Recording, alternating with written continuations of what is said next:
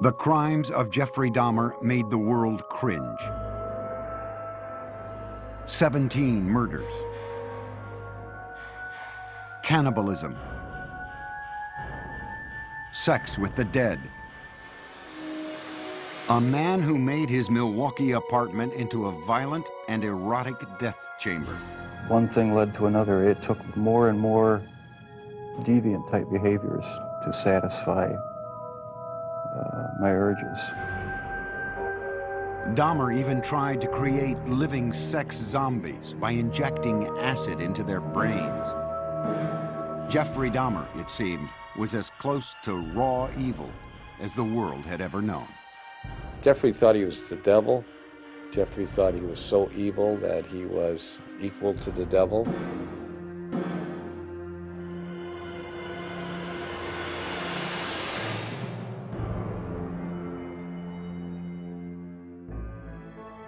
The first child of Joyce and Lionel Dahmer was born in Milwaukee, Wisconsin on May 21st, 1960, just before their first anniversary.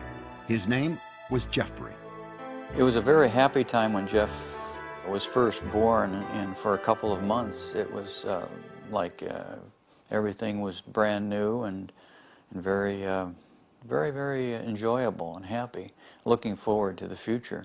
While Jeff's father pursued his chemistry degree, Jeff grew into a bright and loving child. He was very exuberant. He liked to wrestle. He liked to run around and ham it up for the camera. And he liked to play with kids. He liked to get together with them. And he was very outgoing. Jeff was also an extremely curious child. He seemed to want to play with things and feel things and get to know their texture, and he seemed to be very much in tune with what's around him. He just wanted to know what was going on. He had a fascination with animals as a youngster. Once 4-year-old Jeff watched his father collect the bones of small animals that had died under the house. I brought him out, put him in a metal pail just to collect them all in one place, and they dropped in with sort of a clanking noise, and Jeff seemed kind of interested in that noise, and he took a hold and let them drop down in too. You know, in retrospect, everything looks grim and dark and sinister. You know, like, could that be the start of something evil? Well, I have to admit, it's simply just the curiosity of a child. Lionel finished his schooling with a PhD in chemistry. The family moved to Ohio, relocating 3 times before settling down on a nearly 2-acre wooded lot in the town of Bath, an hour's drive south of Cleveland. It was then that Lionel began to notice the previously gregarious Jeff had become shy and withdrawn. He did seem to be awkward socially and just didn't feel comfortable. To take his mind off the move, 7-year-old Jeff was given a dog, Frisky, whom he loved dearly. With people that he knew or his new pet, the next-door neighbor boy, he was very relaxed. But there was this shyness and feeling of inferiority that we were concerned about at that time. What the Dahmers thought their son needed was to feel more involved, so they let Jeff choose the name of their second son. Jeff named his brother David. Lionel also encouraged his son to participate in activities that would include contact with other kids. What we were trying to do was to involve Jeff with that activities with the thought that involvement would lead to human involvement, a forced, almost, interaction. And on the weekends, father and son planted gardens and raised sheep for competition in 4-H fairs. To commemorate their gardening days, young Jeff gave his father a handmade card with a poem. There's a picture of me eating an ear of corn on the front, and Jeff says, "The squash and the pumpkins can never compare to the kind of dad who has curly hair." And it says, "This poem is from Jeff, and I love you to death." When Jeff was 10, his mother was hospitalized and treated for anxiety. From there, his parents' marriage began to fail. Jeff's fascination with nature and small animals continued into his teenage years, when he became curious about what they looked like on the inside. For specimens, he collected roadkill. Riding around the country roads in Bath, carrying garbage bags, Jeff searched for carcasses. Jeff brought the roadkill he found into the backyard of the house, and there in the secrecy of the woods, he dissected the animals. I really have become convinced that that was sort of the starting point in this downward spiral of his. And it was associated with his puberty. And when you have hormones kicking into this terrible mixture, what he's doing, he's investigating insides of animals. And his sexuality was developing at the same time. Teenage Jeff was discovering that he felt sexually attracted only to men. But the thoughts of sex with men became interlocked with fantasies of killing another man and dismemberment. The fantasies excited him, but they were unspeakable. I think it was around age 14 or 15. Started having obsessive thoughts of violence intermingled with sex. And it just got worse and worse. I didn't know how to tell anyone about it, so I didn't. I just kept it all inside. The fantasies included lying next to an unconscious man. For the first time, Jeff's fantasies crossed the line from his mind into action.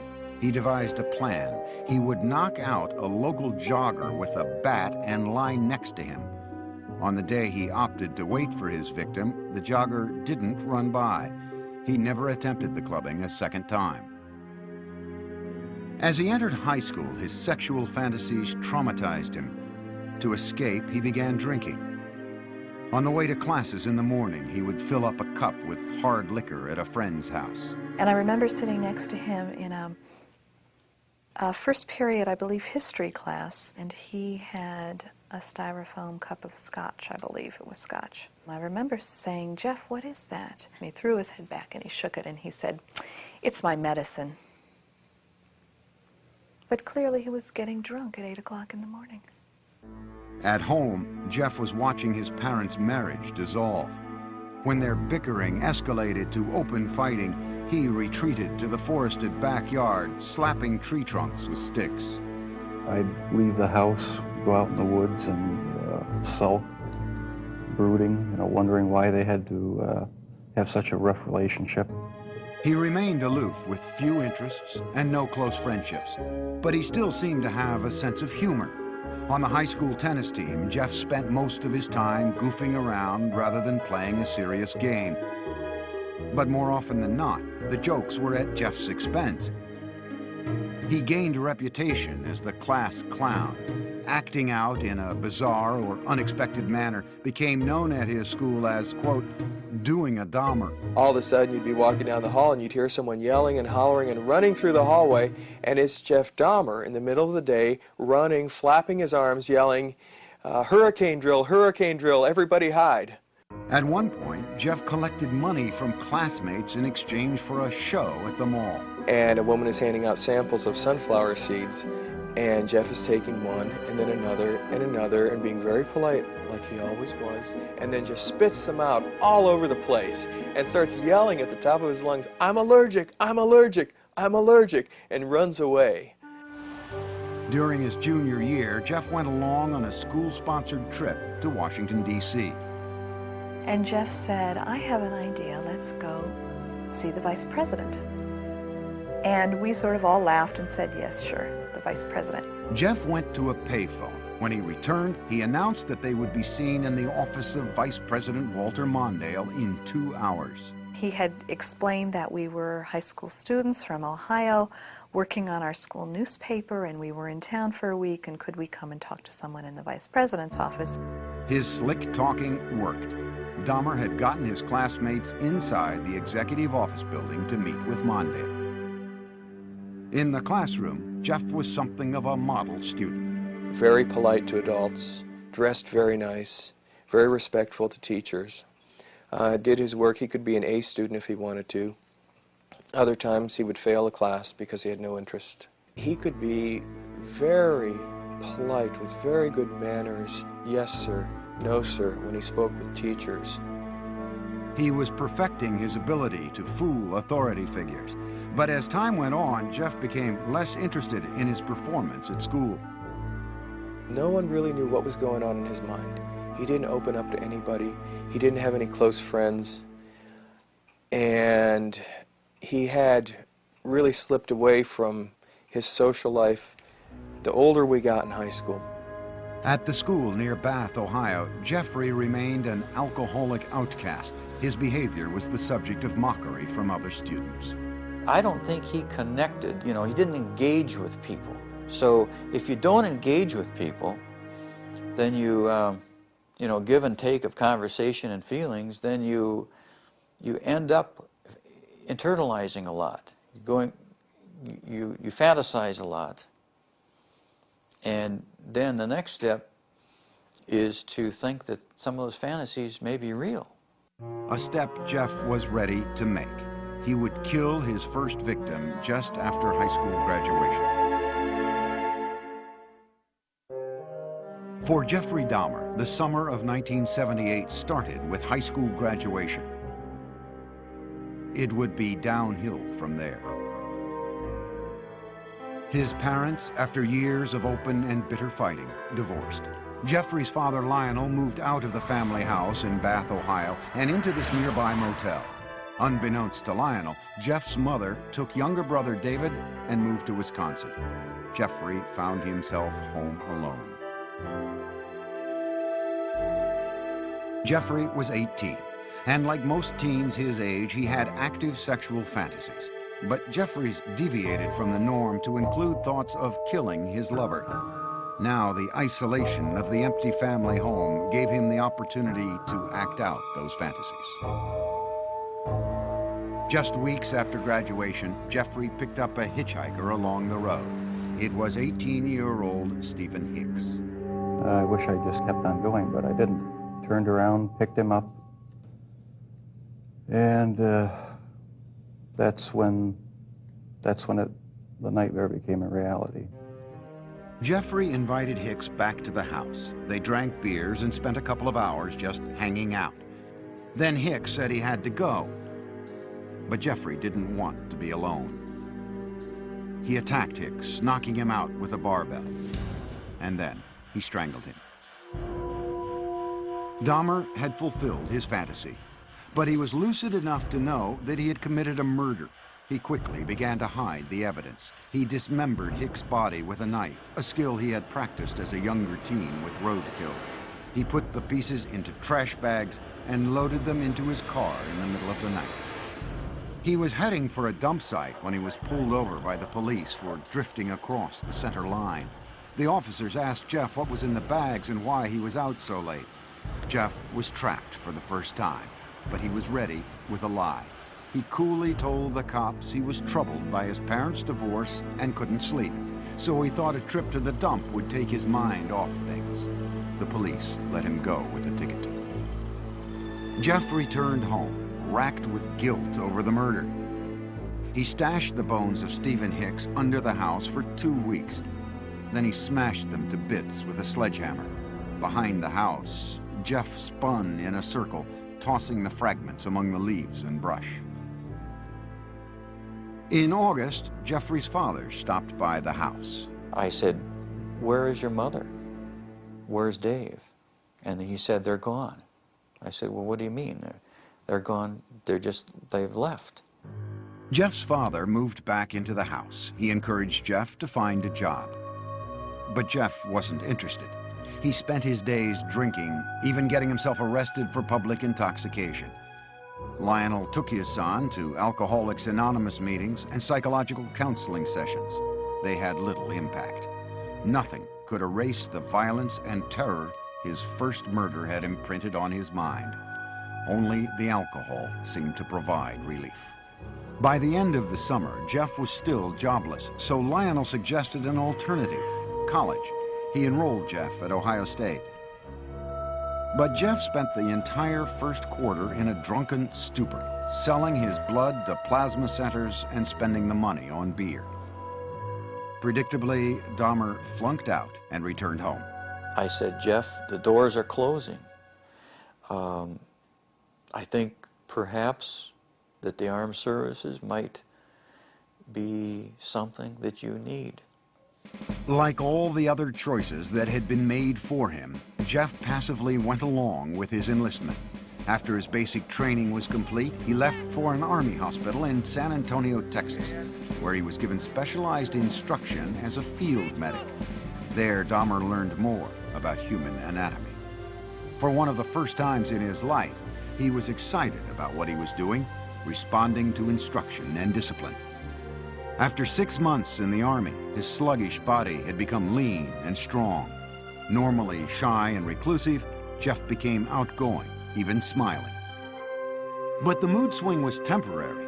The Army sent him for a tour of duty in Germany, and there, once again, Jeff emptied bottle after bottle.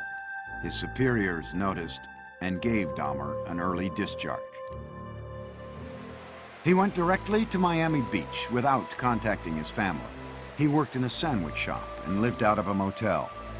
When his booze bills exceeded the room costs, Jeff took to sleeping on the beach. And he was terrified one night when a rat, big huge rat, came crawling over him, and he called us. He said, he needs some money. I said, we won't send you money, but we'll send you a ticket. You come home. So I met him at the airport, Cleveland Hopkins Airport, and he had a smile on his face.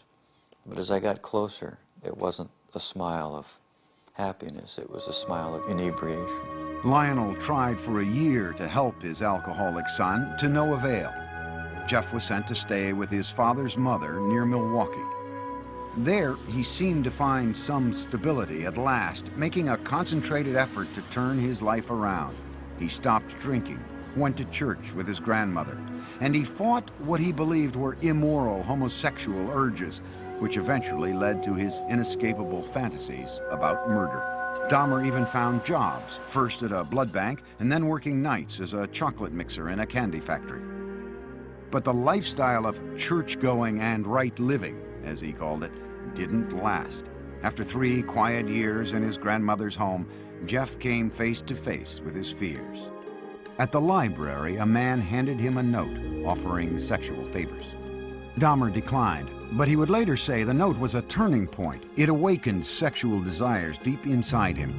Specifically, he wanted the submissive company of another male. He wanted someone to fulfill his sexual needs, but he didn't want to be burdened by anyone else's needs. Jeffrey started with a perfectly submissive partner. He stole a store window mannequin. He kept the plastic man in his closet, bringing it out to masturbate onto until his grandmother found it and insisted he get rid of it. On his free nights, Jeffrey began exploring gay life in Milwaukee, browsing through porn shops and going to bathhouses. The bath clubs catered mostly to men seeking anonymous sex. To make his partners there submissive, Jeffrey gave them drinks laced with sleeping pills. When they fell unconscious, he would lie down next to them, listening to the sounds of their bodies, their heartbeats, their stomachs. But the drugging experiments ended when one man overdosed and spent a week in the hospital. Jeff was asked never to return to the club. But he then discovered the gay bars and discos of Milwaukee. These would become the killer's favorite hunting grounds.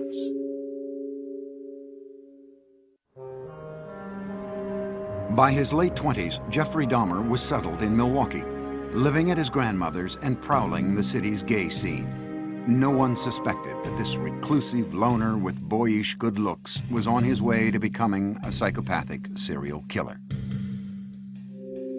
He did take pleasure in the fact that he was in control of his own little world, that nobody knew what was going on, that he was the master of it. Dahmer could fit in with any group, and you wouldn't say, oh, he must be crazy, or he must be a killer. That's why he was so successful. He was not a repulsive individual. Certainly not in Milwaukee's gay nightclubs. We have it on good facts that he was considered somewhat of a honey in the gay community, that people found him attractive. Several people told us that he was the kind of guy that you wanted to take care of, you wanted to baby him. But Dahmer had very specific requirements for his men. He chose a body style. He liked long, lean, smooth, muscular, body styles, and it didn't matter if they were black, white, yellow, red, or brown. If he found them attractive, he would try to get them. In November 1987, Dahmer met 25-year-old Steve Toomey at a downtown club called 219. After a few drinks, they left the bar for a night at the nearby Ambassador Hotel. Dahmer used an old trick to get Toomey into the submissive state he craved. I had put some sleeping pills in his drink to render him conscious, and was just going to spend the night with him. When I woke up in the morning, my forearms were bruised, and his chest was bruised, and blood was coming out of his mouth. He was hanging over the side of the bed, and I have no memory of beating him to death, but I must have. But Dahmer didn't panic. He went out and bought the biggest suitcase he could find. At the hotel, he crammed Toomey's body into the case, dragged it into a taxi, went back to his grandmother's house, and dismembered Toomey in the basement. That's when the obsession went into full swing. He decided after that second death that he would no longer attempt to control his desires, that he would give full rein to them, yield entirely to them, and after that his life became the pursuit of unmitigated sexual pleasure. Dahmer now decided to pursue his fantasies of ultimate control. It was no longer enough to have his partners submissive just for a night. He wanted to keep them that way forever. So with the intent to murder and then butcher the men he picked up, Dahmer returned to the clubs. At a bus stop outside 219, he met 14-year-old James Dockstader. Dahmer offered him $50 to spend the night with him. They took the bus back to Dahmer's grandmother's. While she slept, Jeff and Dockstader had oral sex. Then Dahmer drugged and strangled him, his preferred method for killing. He stated in no way did he ever want to hurt anybody, as funny as this sounds. That is the reason why he killed everyone by strangling them, because not only did he get the power and the thrill of committing the murder, but it was also the most humane way. With Dockstader, Dahmer further explored his dark fantasies. He hid the body in the basement for a week and continued to have sex with it. Most serial killers are sexual deviants who are social and psychological sociopaths and sexual-paths who kill people for their own sexual gratification. Dahmer's was different than that. He was a true necrophiliac. He was trying to have sex with an unconscious or dead person. Once James Dockstader began to decay, Dahmer dismembered him in the basement near a floor drain, just as he had with Toomey. Dahmer was now drinking heavily again, especially on the nights he planned to murder. By the time he killed, he would be stone drunk. He drank because his conscience was so strong. This isn't a man that didn't know the difference of right from wrong. 2 months after killing Dockstader, Dahmer picked up 21-year-old Richard Guerrero from a Milwaukee bar, again offering him money to spend the night. In a familiar pattern, Dahmer drugged and strangled him. He spent a few hours with the corpse before dismembering it. He then placed the body parts into trash bags for the city garbage collection the next day. In the summer of 1988, Jeff's grandmother asked him to move out. She had been troubled by Jeff's late hours, the mannequin in his bedroom, and now unidentified foul smells from the basement. He took an apartment on Milwaukee's west side and immediately accelerated his downward spiral when he approached a 13-year-old boy on the street and lured him into the apartment. Inside, Dahmer scared the boy by fondling him, and the youngster ran from the apartment. Dahmer was convicted on second-degree sexual assault charges only. The murders were still his secret. He was sentenced to 1 year in a work-release program that required him to spend his nights in a prison dormitory while he continued working at the chocolate factory. In the 10 days before he began his sentence, Dahmer struck again. He met 26-year-old Anthony Sears at the gay club La Cage and killed him. He mummified Sears' head and genitals and kept them inside his locker at the chocolate factory. Towards the end of the work release term, Jeff's father wrote to the judge and urged him to put Jeff in an alcoholic treatment program, writing, "I have tremendous reservations regarding Jeff's chances when he hits the streets." No program was ordered. Jeff was released 2 months early. He moved into another low-income neighborhood in Milwaukee. The rent at the Oxford Apartments was cheap, and the location was close to the gay clubs. On his own again, he was free to feed his relentless sexual urges. Within 3 weeks of his release, Dahmer began a 1-year killing frenzy. He would leave 13 more families, most of them African American, searching for loved ones who had simply disappeared. The police, too, searched in vain. Once Jeff started on his killing spree, all of his financial resources, all of his time, money, effort, desires, emotions, thoughts went into his secret world of killing people and keeping them with him. Many times he talked about trying to fight it, even after he had killed a couple people, saying how he wasn't going to do it again, but within a month he would be back out at the bar stalking. One victim almost got away. Dahmer had drugged 14-year-old Konorak Synthesomphone, the brother of the boy Dahmer had been jailed for molesting the year before. As Konorak slept, Dahmer went out to buy more liquor. But while he was gone, the teen woke up. He staggered out into the street naked. A concerned neighbor called 911. Milwaukee Emergency Operator 71. Okay, hi. I'm on 25th and State, and this is a young man. He is butt naked. He has been beaten up. He is very bruised up. He can't stand. He's study fall out. He is butt naked. He has no clothes on. He was really hurt. Police arrived. By this time, Dahmer had returned from his beer run. As he had with police in Bath, Ohio after his first killing, Dahmer smoothly lied. He told police that Konorak was his gay lover who simply had too much to drink. He brought the cops into his apartment and showed them Polaroids he'd taken of the teen, proof, he said, of their relationship. The police believed the 14-year-old was of legal age and left him behind with Dahmer. They wrote the incident off as a lover's quarrel. Again, Dahmer had been slippery enough to keep his killings a secret. As soon as the cops left, he murdered the boy. Inside Dahmer's apartment, the bodies began to pile up. So he bought a 57-gallon drum and filled it with a powerful acid to dissolve the dismembered limbs and torsos. After weeks in the acid, the remains of Dahmer's would-be lovers became sludge, which he flushed down the toilet or the bathtub drain. For others, Jeffrey boiled the skin off their bones on the stove. A sweet, bitter odor of death began to infest the building, and many tenants traced the smells straight to Dahmer's door. It's awful funny. Whatever Jeff was cooking, Jeff never bought no groceries. So what could he have been cooking that smelled like chitlins? Chitlins have a very peculiar, nasty odor to them, you know. Dahmer was pathologically lonesome, not wanting his sexual partners to leave him even after death. He took keepsake photos while removing their flesh and then preserved certain parts. And one thing led to another. It took more and more deviant type behaviors to satisfy my urges. He devised a plan to build a shrine out of skeletons and skulls, but he was still in search of the perfect partner, one who was completely submissive but alive and not prone to decay. On a few still living victims, Dahmer used a power drill to open small holes in their skulls. Then he injected acid into their brains.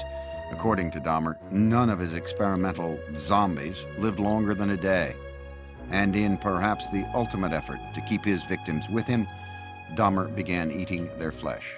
It made me feel like they were a permanent part of me. Besides the just mere curiosity of what it would be like, it made them feel that they were a part of me, and it gave me a sexual satisfaction to do that. Throughout this year of ruthless killing, Dahmer still appeared outwardly normal. In this video, taken at his grandmother's house on Thanksgiving, Dahmer talked calmly with his father. Well, you're looking good. Grandma was saying that she thought that you got quite a bit thinner, but you look fit. I don't know. Well, I've been surviving mostly on McDonald's food. It's just so much easier just to pop into the restaurant. But yeah, like I've said before, it gets too expensive, and it does. I have to start eating at home more. It's amazing how he could sit there and appear like he's, you know, clean cut, nice jacket on, and talking very hopefully about his job, intelligent. It's amazing how much a human being can hide from another human being. But careful as he was, Jeffrey Dahmer was about to run out of good lies. In July 1991, the city of Milwaukee discovered a serial killer, 31-year-old Jeffrey Dahmer. One man, Tracy Edwards, had managed to escape from the horrors of Dahmer's apartment and flag down a passing patrol car. When the officers entered the apartment, they found 83 Polaroids of bodies in various stages of dismemberment. There were more shocking discoveries in the kitchen. There were 4 fully enfleshed skulls still there, sitting in a refrigerator. One of the officers said he opened the icebox. He heard a scream. It was only later that he realized that it was he himself who had screamed. TV news cameras rolled as what was left of the victims was carried out. The 57-gallon drum filled with the torsos of 3 men. A freezer with dismembered limbs and flesh. Metal cooking pots with mummified hands and genitals. This time, there was no lie Dahmer could tell to save himself. He was walking in a pretty defeated manner. His shoulders were hunched, his head was down, he was sweating profusely. He kind of had a faint, kind of a whining, like a baby crying noise about him. At the police station, detectives began a marathon interview with the suspected killer. Dahmer at first blamed the booze instead of himself, saying he wouldn't have been caught if he hadn't been so drunk. But Dahmer was now clearly scared. The look of terror and almost hysteria that he had on his face in the interrogation room that first night as he was coming down off the alcohol and finally realizing that the gig was up. He was caught. He did cry several times. He went into a rage. Besides asking to kill himself, he stood up and pounced around a couple times. Once Dahmer sobered up, no one could guess at the gruesome details to follow. He made this statement: when I tell you what I'm going to tell you, you're going to be famous. And I tried to say, look, Jeff, there's nothing that you can tell me that is going to freak me out. And he laughed at that. He said, you don't know what I've done. Dahmer spent the next 6 weeks with the detectives, recounting the murders of 17 men, a 159-page confession. It seemed cathartic to Dahmer to finally get the deeds of the last 13 years off his chest. With the information from his confession, investigators went back to Dahmer's childhood home in Bath, Ohio. They raked up the shattered bones of Stephen Hicks, Dahmer's first victim. The Milwaukee County coroner started matching skulls with torsos, and the police began the sad task of notifying families. Dahmer pleaded guilty but insane. The issue of his sanity would be the sole question before the jury.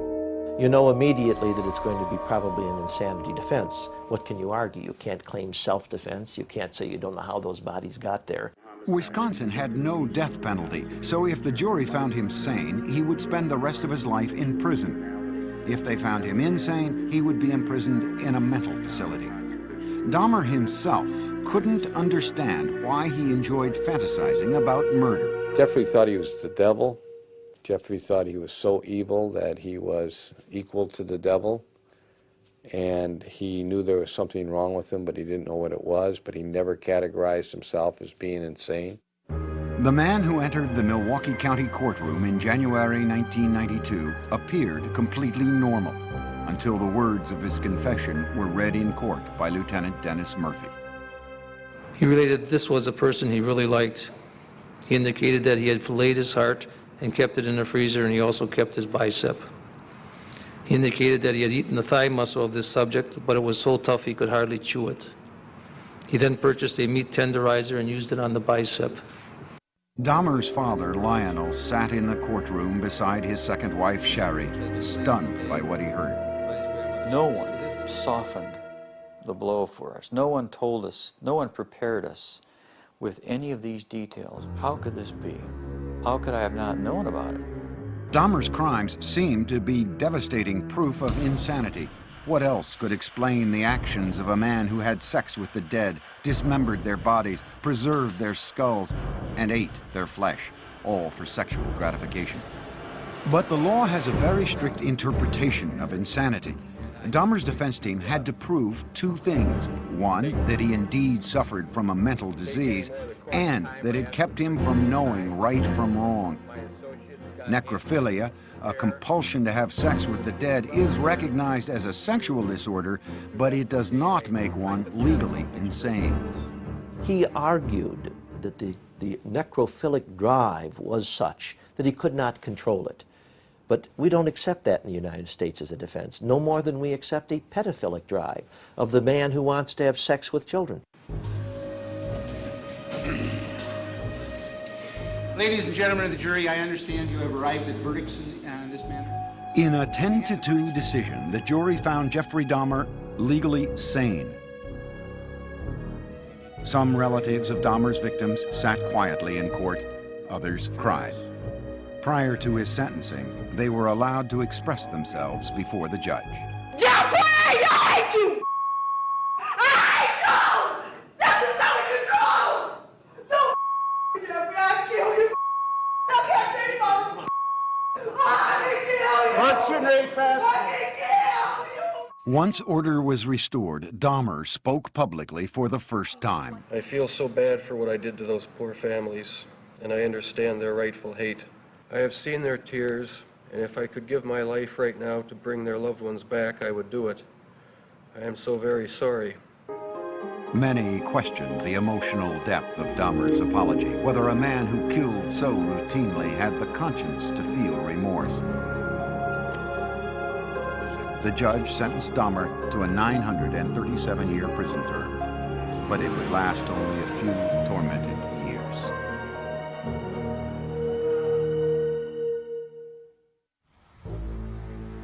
Jeffrey Dahmer's final home was the Columbia Correctional Institution in Portage, Wisconsin. His former residence at the Oxford Apartments in Milwaukee stood as a painful reminder of the lives that ended there. So in November 1992, it was demolished. In his prison cell at the age of 32, Dahmer's life became a conflicted introspection, trying to sort out the blame for his killing nature and seeking divine forgiveness for it. He had spent time in church as a boy and with his grandmother as an adult, but had lost his religion during the murder spree. Dahmer placed the blame for the murders on his atheistic beliefs and the theory of evolution. He said, if it all happens naturalistically, what's the need for a God? Can't I set my own rules? Who owns me? I own myself. Yet Jeffrey was still a contradiction, for he was always quite willing to blame the devil for taking over his soul. The serial killer wondered now what would happen to him when he died. Dahmer decided he wanted to be baptized. Evangelist Roy Ratcliffe was called by the prison minister to talk with the inmate in April 1994. He was a very affable, congenial, likable sort of person. I always felt like I was dealing with a small boy in a grown-up man's body. He could get real excited and interested in neat or cool things that a little boy would get involved in. 1 month later, Dahmer was taken to the prison medical center, where he was baptized in a whirlpool. On the way, we walked by other prisoners who were coming by with mops and brooms and various cleaning devices, and they looked up, and the only one they saw whom they recognized was Jeff, and so they called out in a very friendly, banter, "Hey, JD, how's it going?" And he called back, "I'm going to be baptized, this is great." Dahmer appeared to be making a remarkable transformation in prison. He would ask questions. He would he would say, but wait, what about this? What about that? So uncharacteristic of the earlier years. You know, go back to senior year in high school, you wouldn't get any of that. He was so interactive and so concerned about our welfare. You know, he was reaching out. He was rehumanizing. But those dark, haunted fantasies remained with Dahmer. I'll probably have to live with it for the rest of my life. I wish it would go away. I wish there was some way to completely get rid of the compulsive thoughts, the feelings. Dahmer got another reminder of his past when he was visited by Teresa Smith. Jeffrey had killed her brother, Eddie. First thing when he did when he came in is apologize for killing my brother. I asked him why my brother, and he said he seen the way he danced, you know, and he liked the way he looked. And he said I was just attracted to him. He said he had strangled him.